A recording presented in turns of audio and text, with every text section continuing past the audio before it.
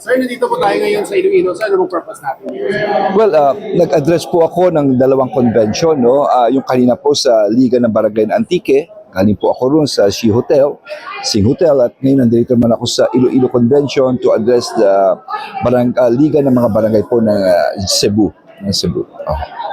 Sir, ano po yung masasabi niyo sa Supreme Court decision tungkol po sa pagpayag sa commercial fishers na makapasok sa municipal waters? Well, I'm totally against it, no? For whatever it is, we must go through the issues here. I think the issue here is number one, no, sa mga nakikinig po, yung tinasabi na 15 kilometers from the coastline, nung pong sa Fisheries Code, nakalagay may preference ang ating mga maliliit na mga mangingisda. Hindi pwede maglayag yung mga malalaki na mga commercial fishing. Dahil ang rason po rito ay napakasimple. They are dependent on their livelihood sa kakainin ng pamilya nila sa araw-araw. No? Ngayon yung term na preference, ito yung tinakil sa Malabon Regional Trial Court, pinagdemanda po. At sinabi ng Malabon na hindi raw pinapayagan ng vessel at sinang-ayunan naman, kung di ako nagkakamali, ang First Division ng Korte Suprema. Marami po ngayon nagpa-file ng recon at marami mga LGUs na nag-file, I think including Iloilo. No? Pero ako, ito lang ang aking stand po rito, hindi dapat ito maging ganito. It has been there for more than 20 years. It will affect at least 2 million of our fisher folks and their family. You could just imagine the impact here. No? Anyway, yan lang naman, lalo yung mga maliliit na vessel nila, hindi kakayanin. Hanggang doon lang talaga sa maliit na yun, hanggang 15 kilometers.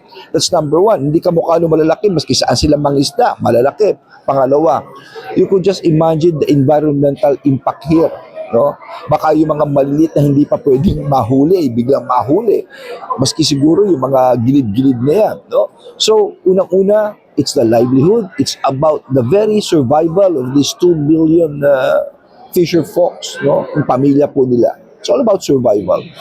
So, ako naman, let's go to the issues. If it's about preference, as sinasabi ang constitutional, huwag natin paikutin yan eh. But what is important is this.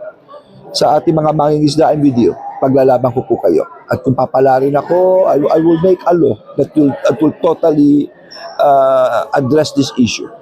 Sir, As a lawyer. Ano sa'yo mas-suggest mo sa mga local government officials? Magdemanda po sila at lakasin nila sa recon. Baka on this ground, I believe even the Department of Agriculture has also filed the recon. And mas malakas ang boses, mas maganda. No? Importante yun. Sir, Okay.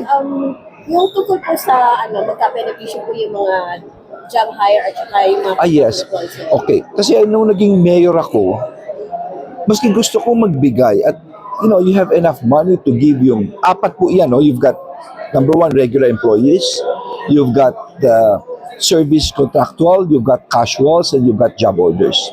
Unfortunately, yung job orders at yung service contractuals under ACOA and DBM, meron silang memo or regulation, hindi ko lang alam kung sama civil service dito, pinagbabawal na mabigyan ng benepisyo.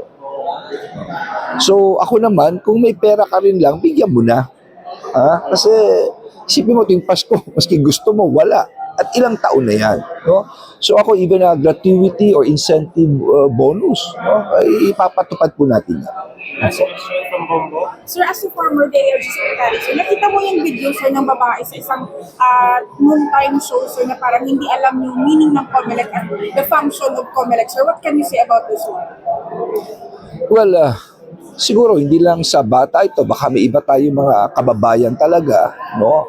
Maaaring alam nila yung COMELEC as it is, pero yung talaga minute na dapat gawin, no? Medyo hindi.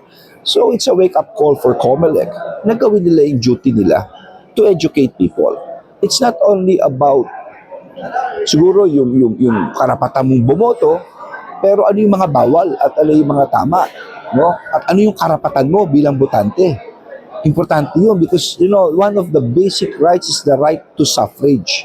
Napaka-importante yan. And yan ang kapangyarihan ng bawat isang Pilipino para patanggalin yung ayaw niya.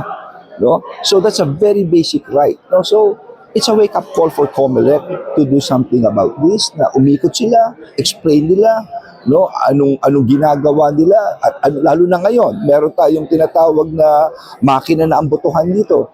Hindi ko nga alam kung pati sa abroad how they will do it, no? May pakabago sila i-introduce, no? So we still have enough time. We still have 60 days here.